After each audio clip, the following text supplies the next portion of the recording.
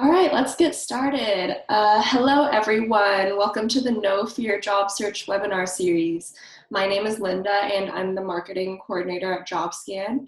If you're unfamiliar with Jobscan by now, we are a Seattle-based company dedicated to making the best online tools for job seekers.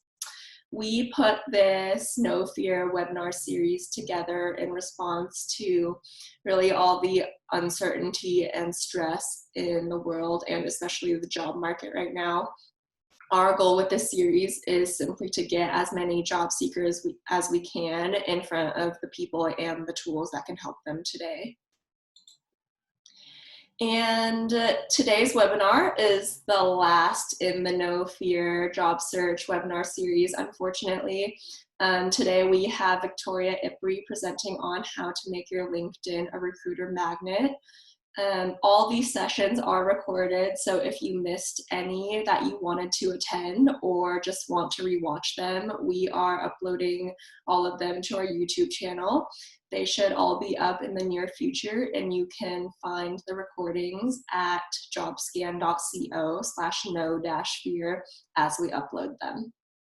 But with that said, I am excited to turn it over to today's presenter, Victoria Ipri. Victoria, thank you for wrapping this series up with us. Welcome, and feel free to take it away. Hi, everybody. I am Victoria Ipri. I'm a nationally recognized LinkedIn expert. Been doing it since 2006. I think I joined LinkedIn in 2003, so I was an early adopter there. And I also am an ATS compliance specialist, working quite a lot with Jobscan's tools to make sure that you all have the very best job searches that you can, very best technology so you can get ahead. Thank you all so much for being here today. I can see some beautiful smiling faces. Some are familiar, some are new to me. And of course, thank you to Jobscan for making this all possible as well. My company is Revamped Resumes. Let's go on here. Why am I not getting to the next slide? Hold on one second.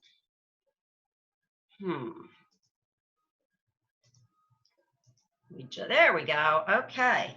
So my company is Revamped Resumes, as I said, and we work with job seekers to help them land great interviews. We don't tell them that we'll help them land a job because many of those factors are out of our control, but we certainly can help you get to the interview stage so you can get more high quality interviews, better salaries for those interviews, make better connections, and so forth. And today we're going to talk about your LinkedIn profile and what an important tool that is for you to promote yourself and market yourself and really make sure that when recruiters are looking at you, that they're seeing the very best you.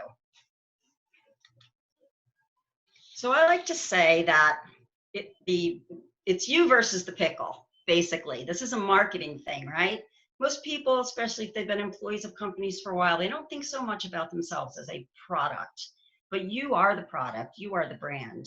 And the recruiter who is out there searching for someone like you wants to see you, let's say, in all your glory. They want to see everything that you've done, all your achievements, all your skills, and therefore you need to be the pickle.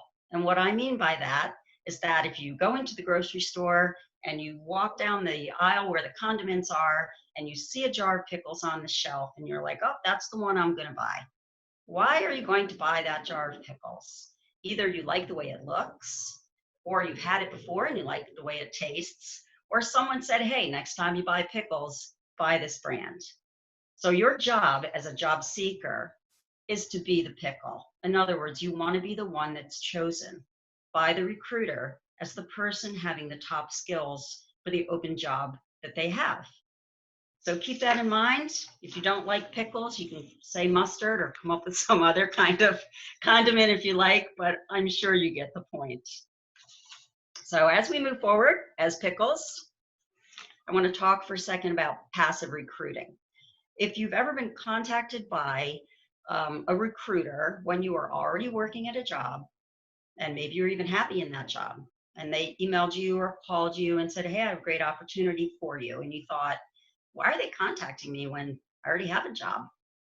while recruiters love passive recruiting, recruiters prefer to hire people who are currently employed as opposed to people who are unemployed.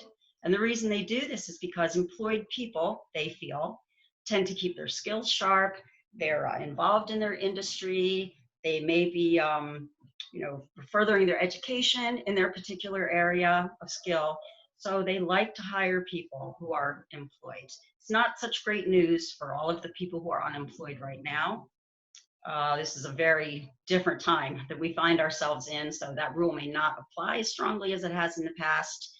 But bottom line, passive recruiting is what recruiters do when they contact you because they think you might have what they're looking for. And how do they do that? Well, they use search on LinkedIn. Most of you are probably aware that LinkedIn has a subscription called Recruiter, and that is the subscription that I think 97% of all recruiters use to search LinkedIn and find candidates for open jobs. And of course, you want them to find you. So some of the strategies we'll talk about today are all around what you can do to make sure that you get found and you don't get passed over. Has anyone here, just really quick, anyone here ever experienced passive recruiting? Have you been contacted by phone, by email? Just stick a little note in the chat box there. Yep, I see everyone coming in. Yeah, everyone's saying, yeah. Okay, so you know what I'm talking about. The first thing is we're talking about your profile on LinkedIn is that you want to claim your name. You might hear it called customizing your public profile URL. You have two profiles on LinkedIn, in case you didn't know that. You have your what you call the profile, which is what your connections can see. And then there's your public profile. The public profile is what the rest of the world can see. People who aren't connections on LinkedIn, people who aren't even members of LinkedIn, who might have searched for someone like you and come across you on Google, and now they're trying to come to LinkedIn to see your profile. So the public profile, we're not going to get into that too much today. What we really want to focus on is the profile that recruiters can see when you search for people like you. So the first thing you want to do is claim your name. And this means you need to customize your profile link. And that link is right up in the browser window when you're on your profile page. Some of them are, they have little random numbers and letters at the end of them. These are profile links that have not been customized or, let's say, cleaned up. So the way you clean up that link is when you're on your profile, you want to go to this Edit Public Profile and URL. It's the first thing at the top of the right column on your profile page. When you click this, it'll take you to a pretty self-explanatory area where you can delete all that junk at the end of your link, and you can put in just your name. But sometimes when you do that, you'll find out your name is already taken because you waited too long to claim your name. You should do it as soon as you set up your profile for the first time. So let's look at the two Davids and see what their problem was. So we have on the left, David McKay, and he's an attorney in Tampa. And we have on the right, David McKay, and he's an attorney in Tampa.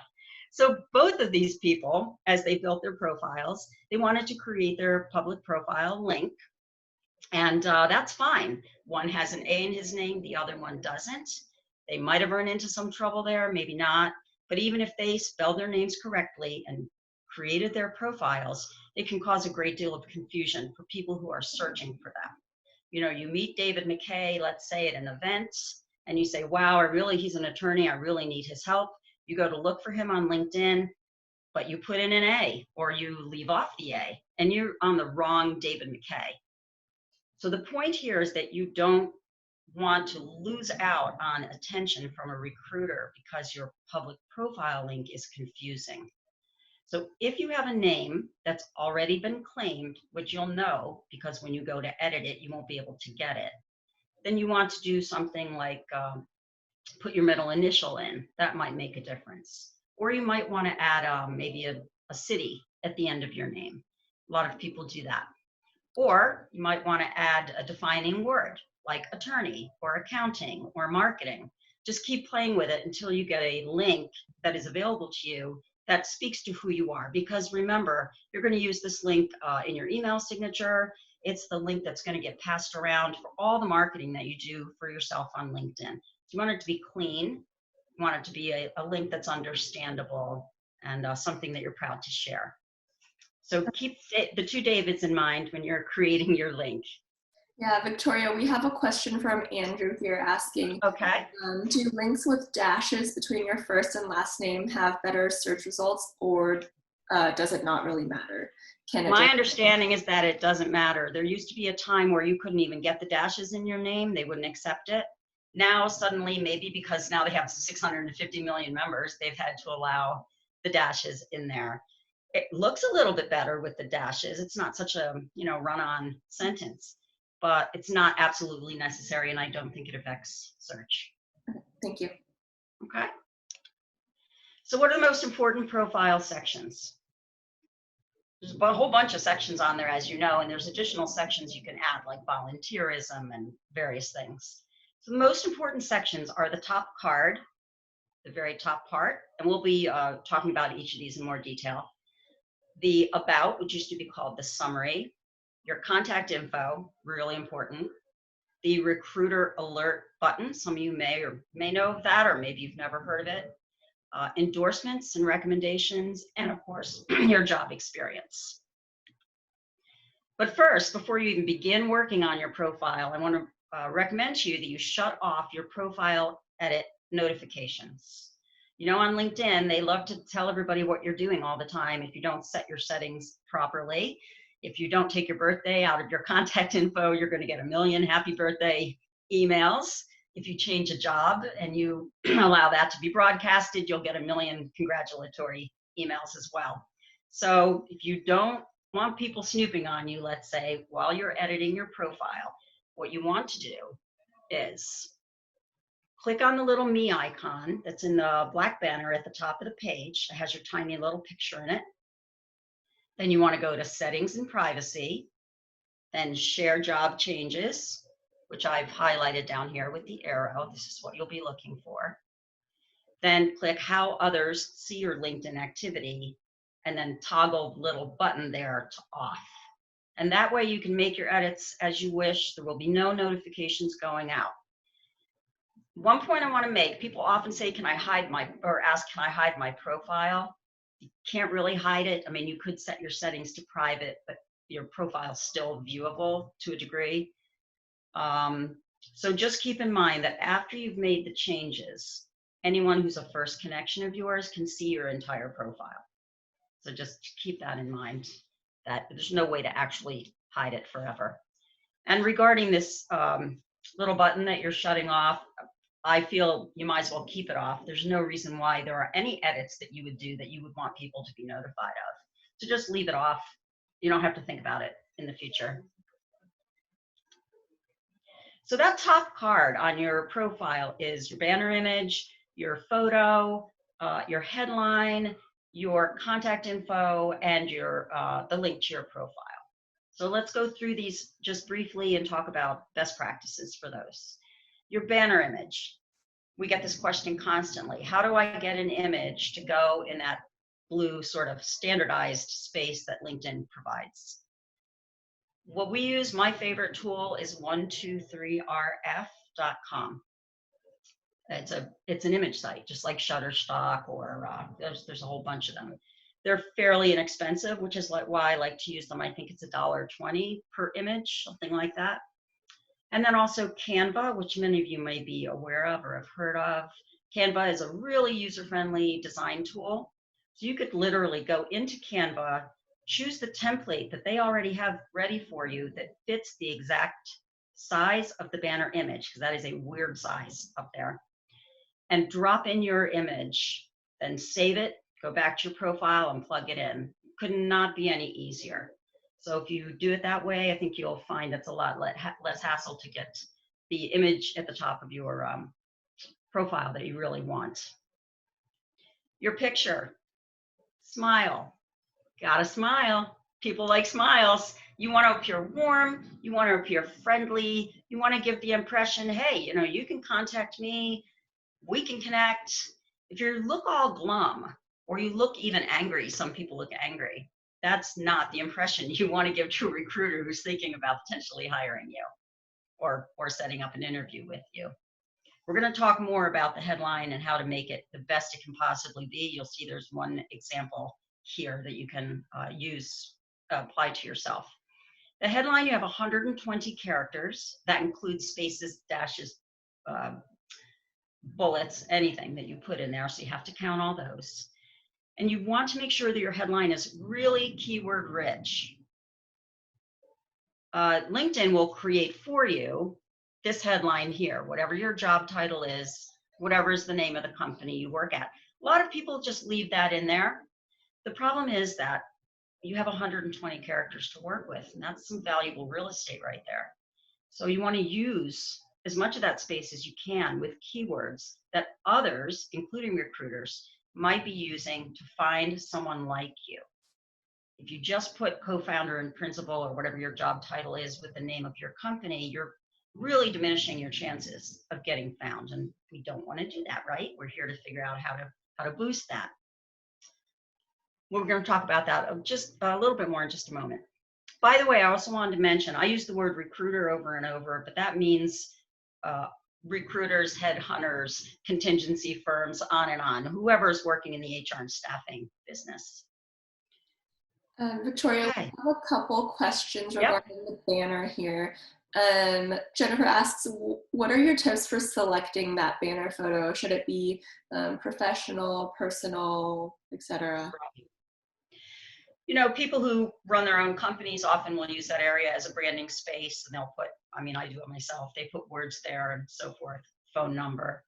People who are job seeking and hoping to go work for a corporation will want to play that down a little bit. So you get a great image. One of the images that works really well is a cityscape, because the space is like very short and very narrow. So a cityscape always fits really beautifully into that. So yeah, I would suggest just a picture, something that denotes what you do, something that's pleasing to the eye. We often, when we're working with our clients, we try to find an image that has some colors in it that blend or even match with what the client's wearing in their photo. Not always possible. A lot of people wear black and white, so can't always do it. But there's so many options on any image site, whether it's the one I mentioned or not. Just look for images that are already predisposed to being horizontal, long and narrow, as opposed to being vertical, because the vertical ones just don't translate well to that space. Great.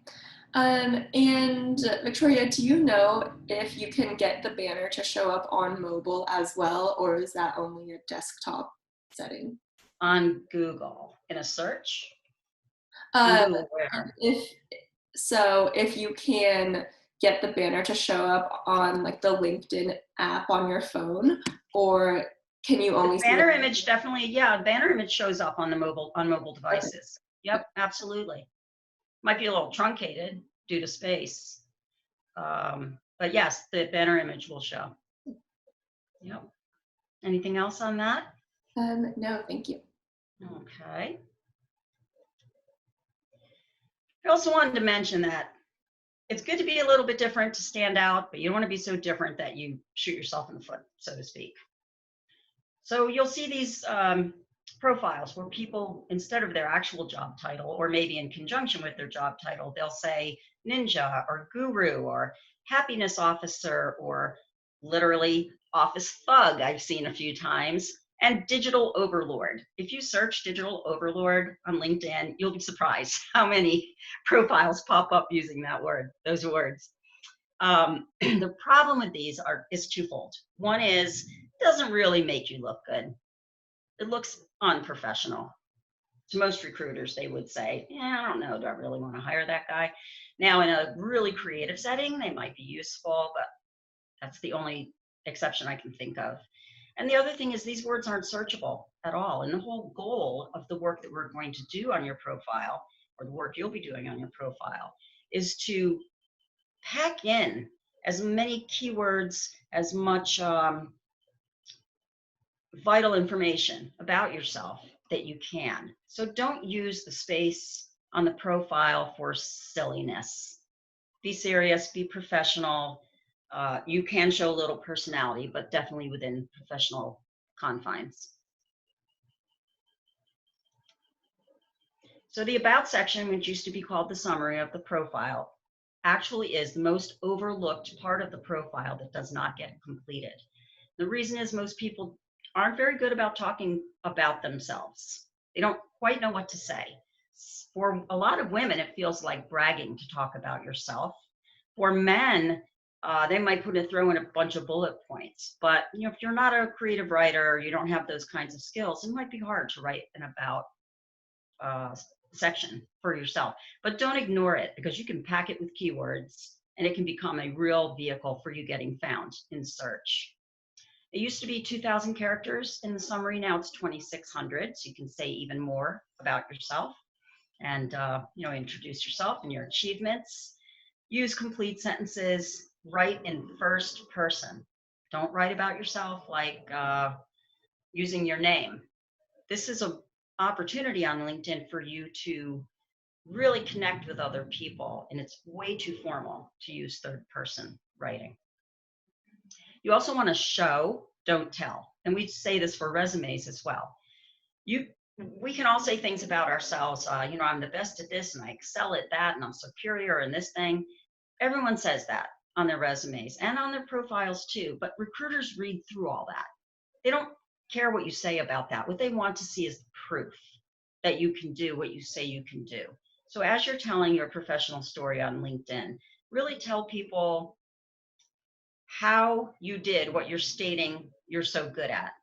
Numbers are amazing. Recruiters love numbers that prove that you actually achieved what you say you did. So think that through as you're writing your profile, and just don't fill it with a bunch of hyperbole. And please, no exclamation points. It's really not appropriate. You do have a contact info section, but you want to include your phone or email at the end of your about section, because why make people go scrounge around for a way to contact you? Make it easy for them. If you don't want to use your phone number, that's perfectly understandable. Use an email. Should be a business email, or at least should be a professional email. You might not want to use your work email, obviously, but something like, johnlovescheese@yahoo.com is really not a professional email. So just go to Gmail, set up an email with your name at Gmail, and that will work perfectly. And then I use a tool called LingoJam. LingoJam is a fancy text generator. So used to be that when you were writing your summary on LinkedIn, you couldn't include, there's no editing options there. There's no bolding, there's no underlining, there's no italics. Little bit boring. Now we can use a tool like LingoJam. You can go in there, you put your text into this little box that they have, and on the right side, what pops up are all different fancy ways that phrase or word or sentence can be written. And if you copy that, you can plug it right into your LinkedIn profile. So that allows you to put subheadings in your about section. So we sometimes will do subheadings like we'll say, what I do best, and then we'll talk about that client's achievements, results I've achieved, and the great things about their results. So you can break up that text, especially with 2,600 characters, which is a little long, and make it a lot better for the eye to read, easier to scan and find the information that they want. So I definitely suggest that. And you see an example of it here. Here's how I get results in this font, and then here's how it looks in another font that I chose in LingoJam. And you can see that it's bold and it sticks out more, and it looks really great on the profile. So try that out.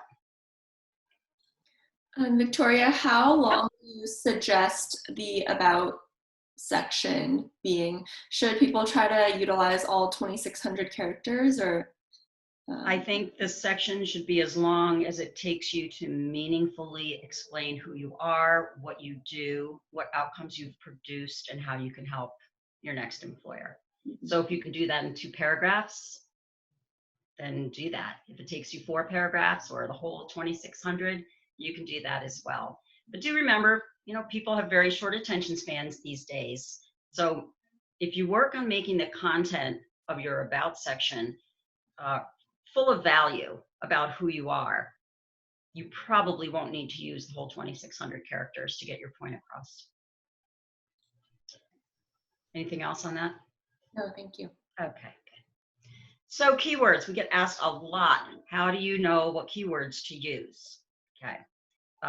Jobscan using Jobscan is a lot about using the right keywords to get your resume in shape so that it can pass ATS, or applicant tracking system filters, when you apply online. So your keywords are right there for you in the job ad. So let's say you're on LinkedIn, you see this awesome job and you say, wow, I really love to apply to that. Well, if you scroll down from that job, you get to this section of competitive intelligence, and it tells you all kinds of great things. Specifically, it tells you what the top skills are that other applicants also have who are applying for this job. So you'll see that some of these are bolded and some of these are still white, meaning that the applicant does not have those skills. So you know on your resume, if you're applying for this job, you better at least have these, because that's what all the other applicants have, and that's what the company is requiring. This is not the be-all and the end-all in terms of optimizing your resume, but it is a great place to start. So this is where I would start.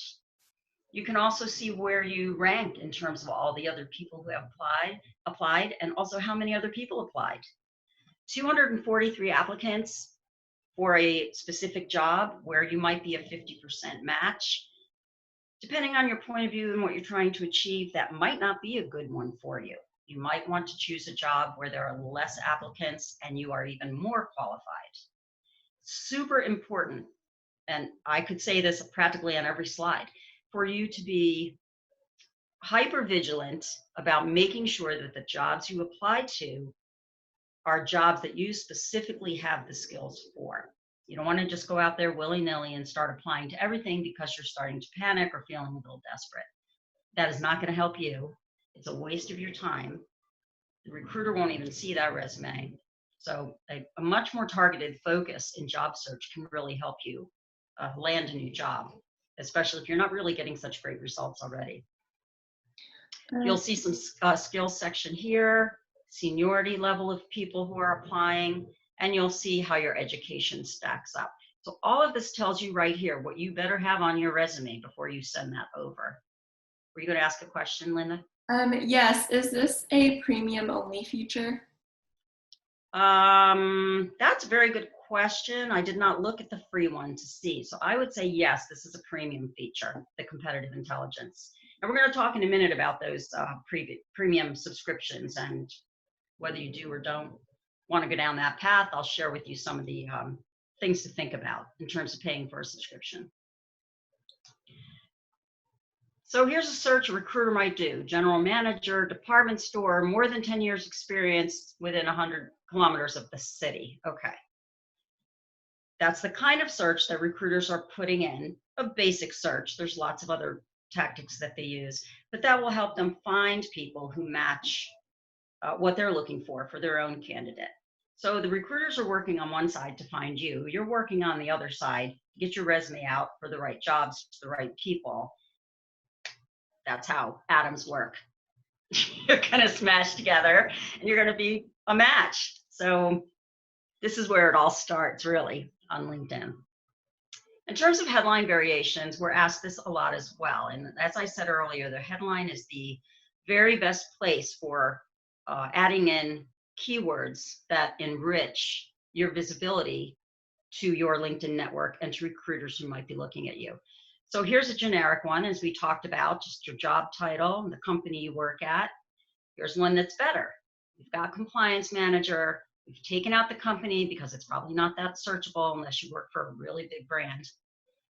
We put in something else this person does and something else they're really good at. Notice that these three things are very different from each other.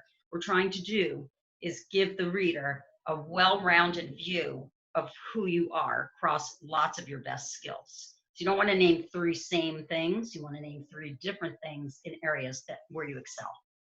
And then this would be the best. We added bilingual. That can be very important depending on your job search. We left hedge funds in because it's high value key phrase. Licensing is big in this person's particular industry, and risk assessment, which is also a strong key phrase. So now this person has a beautiful headline, lots of keywords in there. They're going to get found for lots of jobs in these areas.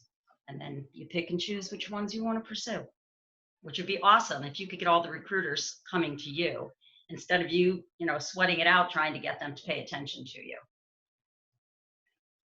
Questions on this, Linda? Let's see. So do you have a preference between either the bullet separators or the straight dash? Vertical lines, yeah. I like the bullets a lot better. I think it's more modern and it's cleaner. Just easier for the eye to kind of skip over each of those words. Personal preference, you can use the vertical lines if you like them. Some people use emojis. I would caution against using too many emojis. It can look unprofessional. But a few are not going to hurt. Okay? Your contact info and your job experience. So that contact info is a place to put your phone number, your email address, your Twitter feed, your Messenger link if you use Messenger or WhatsApp for chatting and so forth. So your chat link, if you want to put it in there, and whether or not you want your birthday to show. It's really important to keep this accurate and up to date. Imagine you're doing all this work on your job search and you've forgotten to keep your contact information up to date, and now they can't reach you. We don't want that to happen. So work on that, make sure it's as good as it can be, and put in that beautiful new email that you're going to be creating. Your job experience, obviously you want it to be accurate and truthful. You don't want to lie about or even mislead about how many years you've worked at a certain job. You want it to be good. You want it to be achievements-based, like we talked about with numbers-based achievements if you have them in your job. You want it to be brief. Again, people don't want to read things that go on for, scrolling and reading. So put the best stuff at the top of each job experience.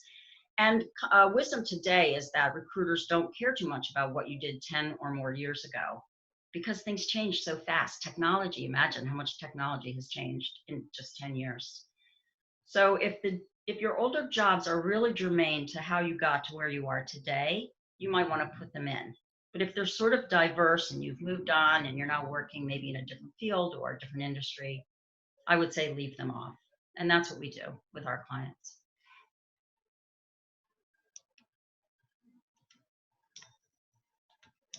Uh-oh, I'm not moving again.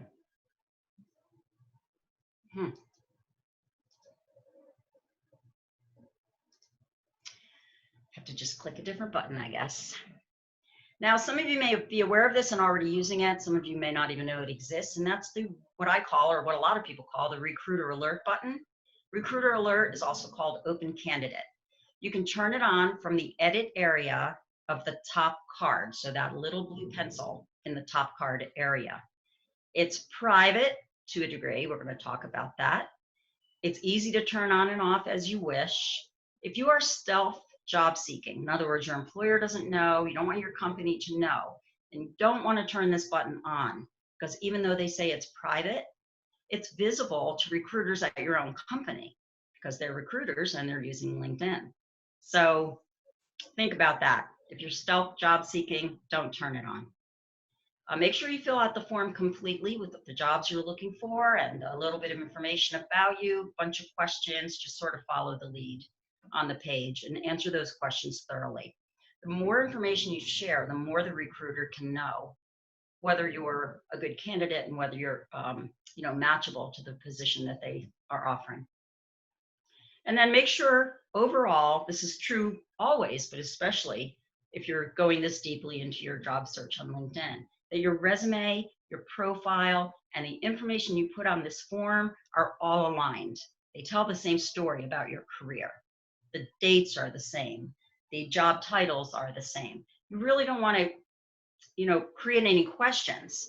A recruiter's looking at you, they're getting excited, this person looks great, and then boom, the job titles are different between your profile and your resume.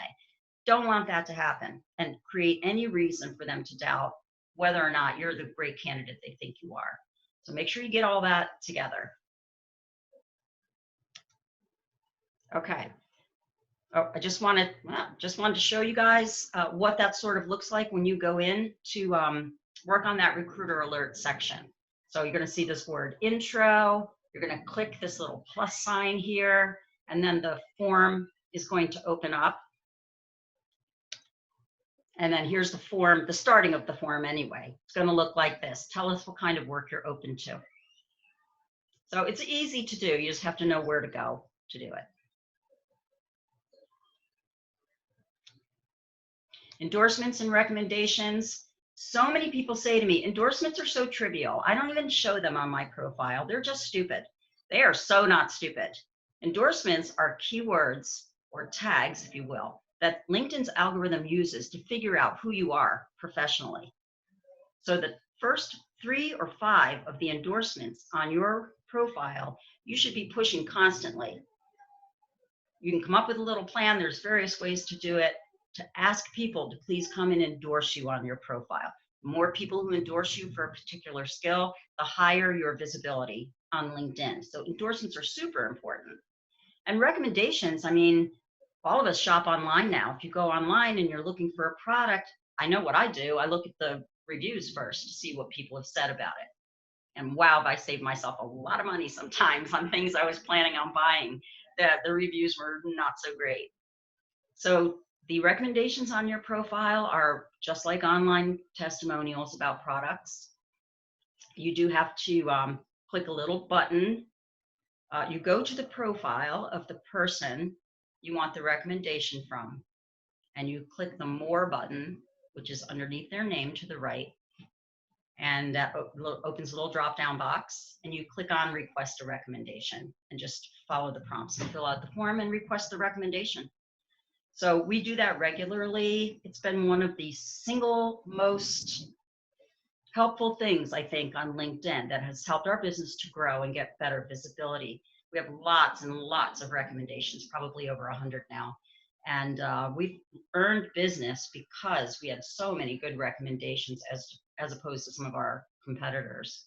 So it's super important.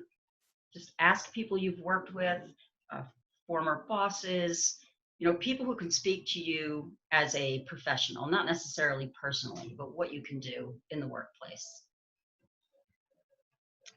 Victoria, do you have an ideal number of recommendations that people should aim for? There's no ideal, really, but you should always have some for the year that we're in.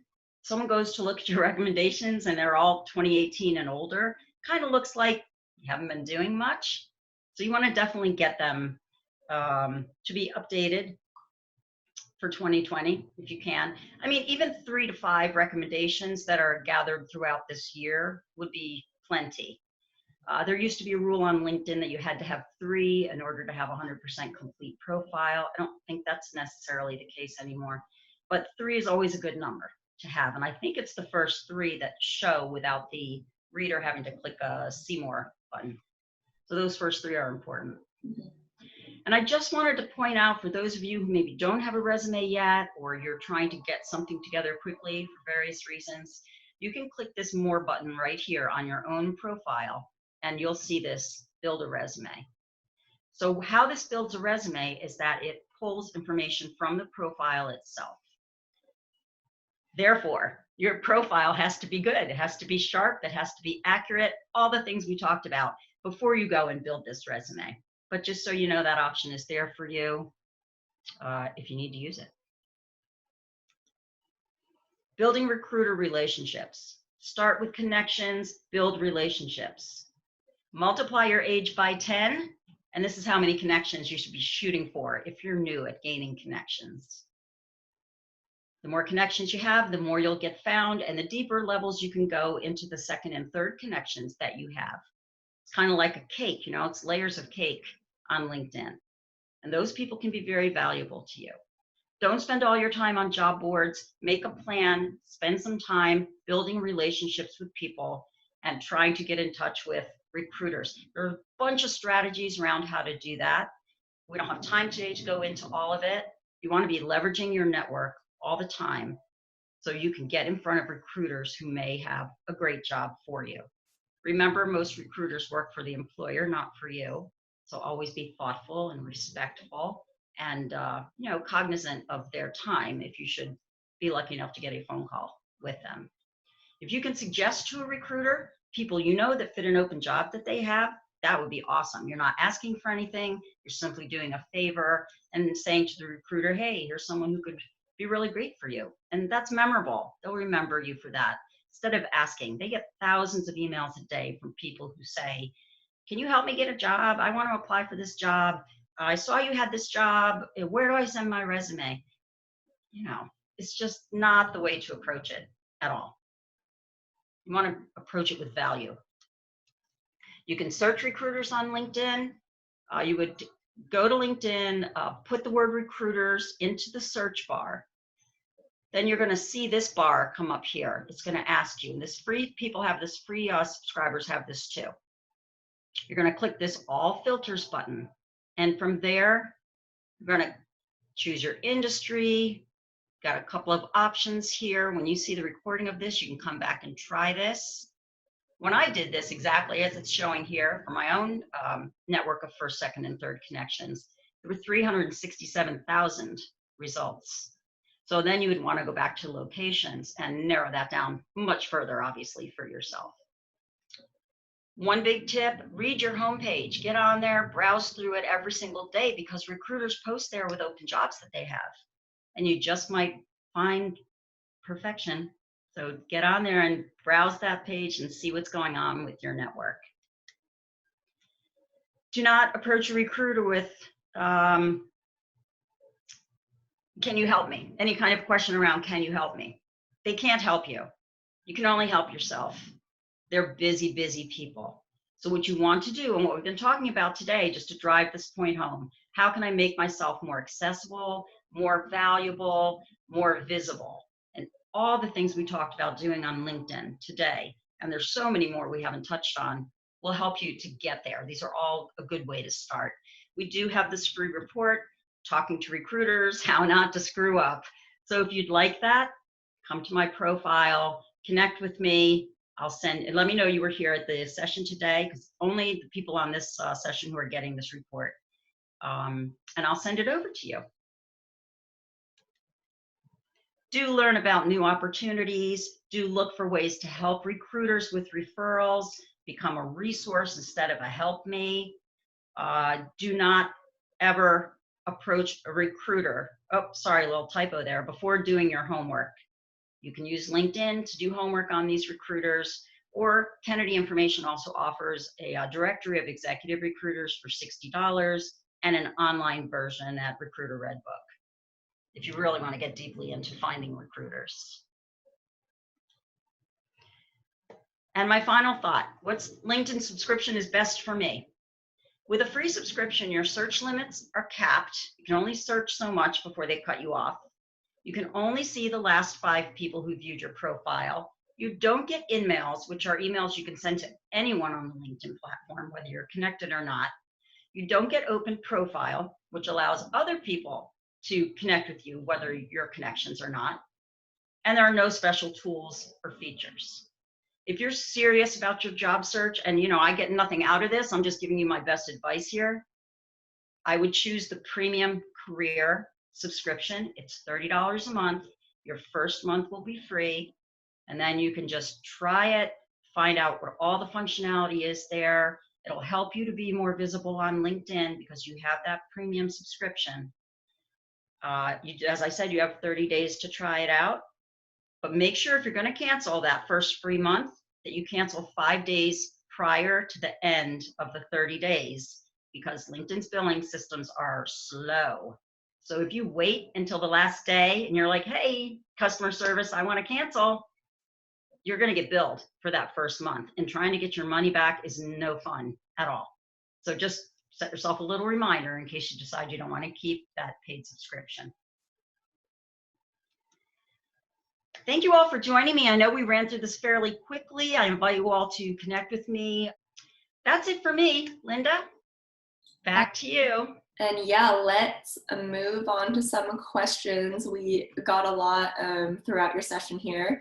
Sure. So let's start with Anna. Anna asks, if we do not have a current job listed in our employment section, will it hurt our chances of showing up in a recruiter search? It does hurt your chances a little bit because it's not current, and you already know that, or you wouldn't be asking that question. So what we suggest, one thing that people can do is to create an entry under the experiences that is more about you and what you're looking to move on to in your career. So the job title of that would be the job title that you'd like to have or like to pursue. And the company would be, there's lots of different ways you can write something in there other than the company name. You know, some people say my hopes and dreams. You don't have to be that dramatic about it, but you can put something in that space. And then use the body of it to describe a little bit about yourself and the job that you're hoping to pursue and what some of your other aspirations are. And that way you have a brand new entry under experience, and it won't for lack of a better term, de-rank your resume in search, and you'll still get found. Thank you. And everyone, please try to save the chat for any questions for Victoria. We will have time for networking and link sharing after this Q&A portion. I'll make sure to leave the chat open for that. Eric is asking, what is the best way to address a gap in employment, for example, a year-long gap? Well, first best way to address a gap is to be honest about it and don't try to hide it. We live in an unstable job environment, as you all know. Even before this health crisis happened, things were not so good in some industries. So recruiters are people. They're understanding. They get it. Things happen to people. As long as you're honest, you can explain it and practice your explanation. That question will come up if you have a gap. So be prepared with your answer. Keep it brief.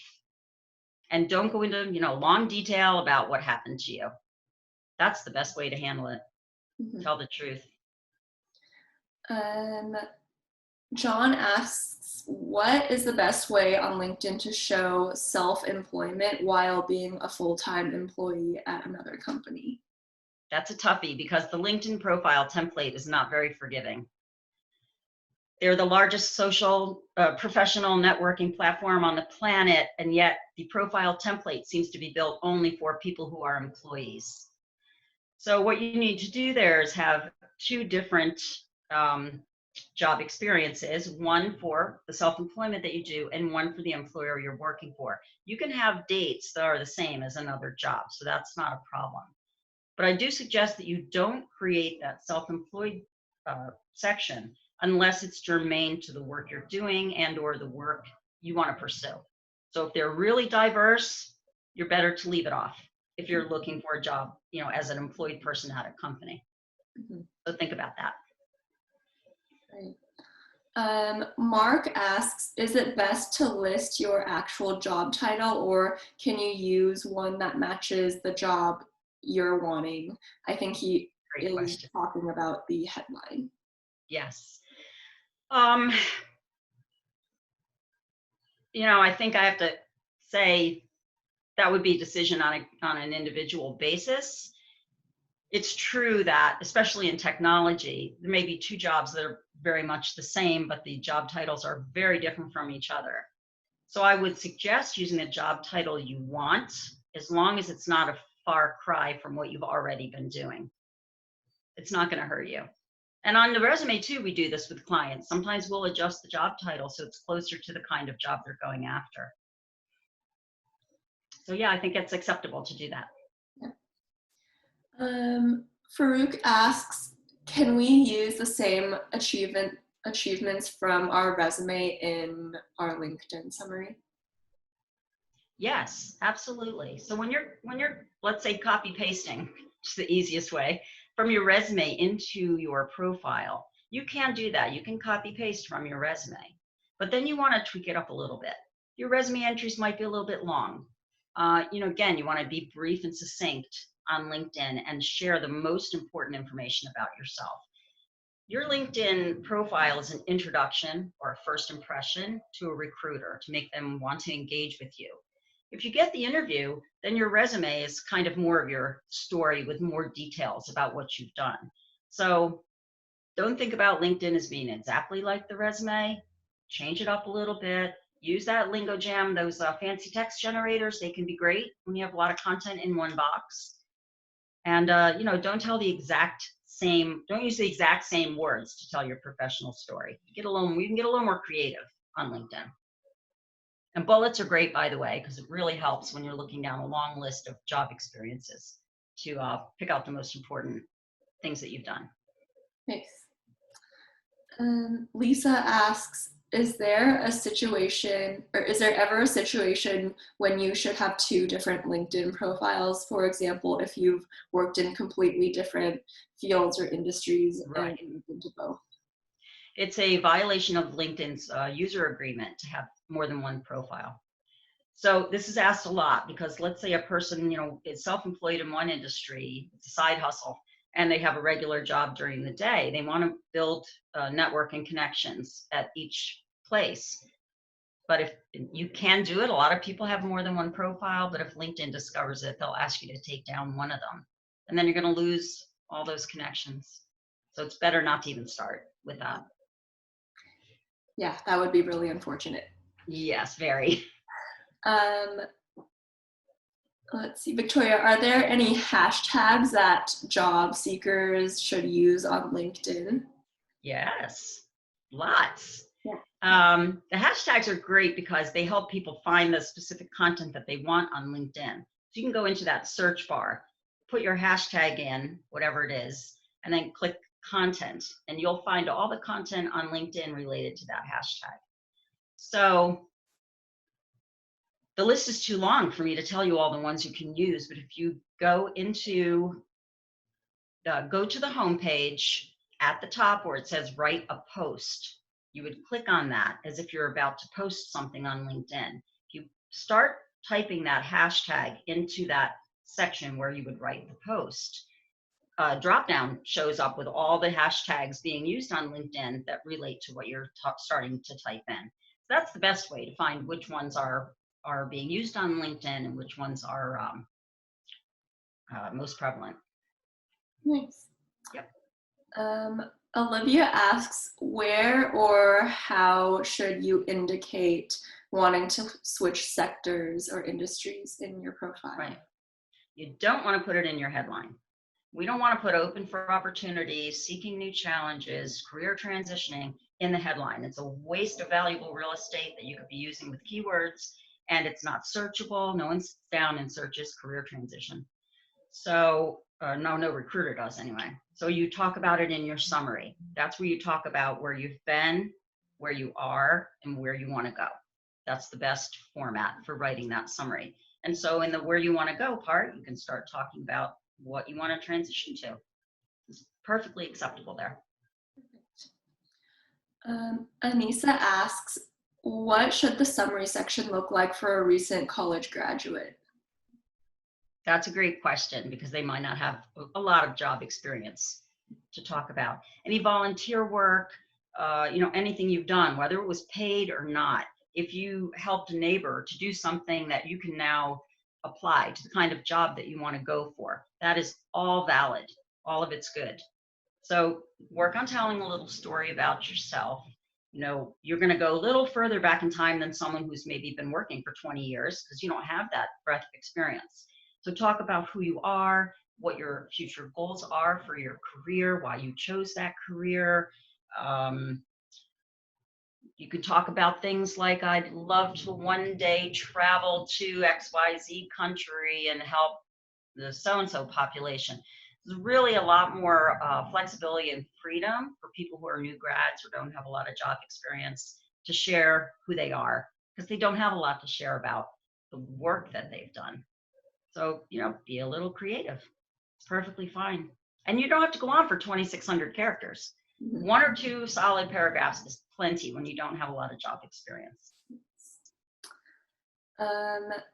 I believe you've sort of already addressed this, but Jim asks, can recruiters from your own company or subsidiary company see that you are looking for a job? Or If you use that recruiter alert feature, they could stumble on it. If so, you're literally using LinkedIn on your own, to job search, you're looking at the jobs page, you're sending emails to recruiters, nobody can see that kind of information except for yourself. It's all, internal for you and your own account. Yeah. Let's see. Megan asks, is it okay to leave off job experiences that are not relevant, even if it creates a gap in your work experience? Yes, I definitely would suggest you do, because a job that's not relevant is going to skew your keywords, which could skew search, which could prevent you from getting found. So yes, I would leave those off on your LinkedIn profile, but talk about them on your resume so that when you submit your resume, the employer can see the jobs that were gap jobs. And we've had a couple of people asking, what if you've had the same role for 10 years or over 10 years? How can you expand on that, even if it's just one entry? Well, there's a couple of scenarios there. You could have had the same job for 20 years, but held different positions during that time, which allows for some diversity on your resume. You could be in the exact same job you were in 10 or 20 years ago. The facts are the facts when it comes to writing your resume. There's no lying and no fudging and none of that. What you can do is de-emphasize older parts of your history and emphasize more recent parts, because that's what recruiters want to see.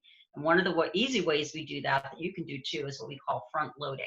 So that means you put your best experience on that first page. So in case the recruiter doesn't get past the first page because they're so busy, they'll see your very best, most recent experience. Yes. Well, thank you, Victoria. Thank you. We are just about up on our time here as we get to the top of the hour. Thank you everyone for joining us, and I think we all got a lot out of your presentation. I hope so. Everyone feels a little less anxiety around navigating LinkedIn now. I know it can seem like a big beast. And that is it for today and for the No Fear Job Search webinar series. Thank you everyone for attending today, and best of luck to all of you in your job searches and navigating these uncertain times. Yes. Thank you, Victoria. Thanks everyone. Bye. Bye-bye. Online listings make applying for jobs easier than ever. So why aren't you getting a response from employers? Easy applications means more applicants, which means more competition. Leading companies use automated software tools called Applicant Tracking Systems, or ATS, that weed out many resumes before they even reach a real person. So how do you cut through the noise? With Jobscan. Jobscan uses artificial intelligence to get your resume past the filters. We've reverse engineered their systems to create an intelligent tool that provides proprietary insights to optimize your resume at a much deeper level, so you can tailor your resume for each job based on precise keywords and skills most valued by the company. Jobscan can even optimize your LinkedIn profile so company recruiters find you before you even know they're looking for your skill set. Let Jobscan maximize your chances with every application.